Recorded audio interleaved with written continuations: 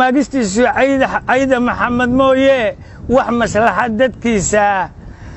dano iyo mashaariic federaalka kaga maqan isagoo mudici ka ah marna miyaad ka maqasheen taasumay hadday tahay Puntland meedadkeedii isimadii maxaa helay markay xaajo murugtaba marjaca loogu noqon jiray indheer garatadii maye muusanowga dumarkan waayahan maqlaaye xagee maray raggeedii xeerka yaa mas'uulka dastuurka yaa mas'uulka baarlamaanadii maye dagaalkii mugdiga dhacay madficiyo rasaastii lagu laayay maatada maydkii jimcaha yiil ma markay arkeen bay nafta maadiyeenoo midaan baaqanayn iyo mawd bay ka baqayaan mise maamul xumad iyo murugada arlada taal manfacay ka doorteen afarta muhiimka Soomaaliyeey maqal oo macnaha fahan tixda Soomaaliyeey maqal haddaan intaa ku dhaafo midda kale waxay tahay waa daahirto waxba kuma dadno kuwa doorashada daahinahaya waa dawladdiid waxay doonayaan inuu qaranku dumo waxay doonayaan dagaalkii xigtada waxay doonayaan dalowga iyo qaxii waxay doonayaan dayacaan ogeyn darxumooyinkii dib u noqoshadood bay doonayaan ummad yahay dareen siyaasadaha dedan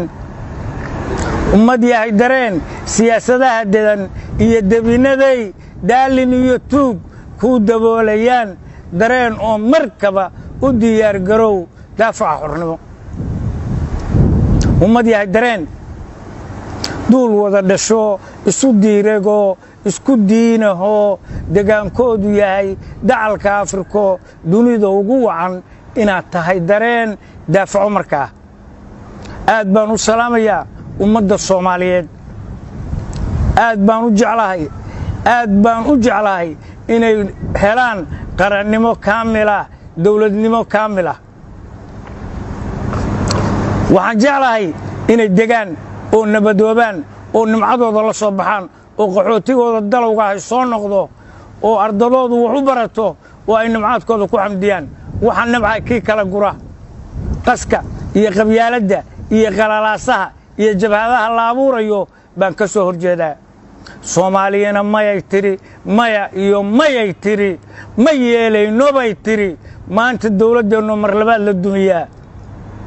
kanu muhanayo joog haddii kale mindida moogta Soomaali waa dhaaratay waxay ku dhaaratay qarankooda wixii rabay inay ka dumiyaan inay daraan seeftooda laakiin waxa ka fiican nabad waxa ka fiican in la iswacyi geliyo waxa ka fiican in la isoga tusaaleeyo waxa ka fiican dagaal in wax wanaagsan la isu sheego kii diida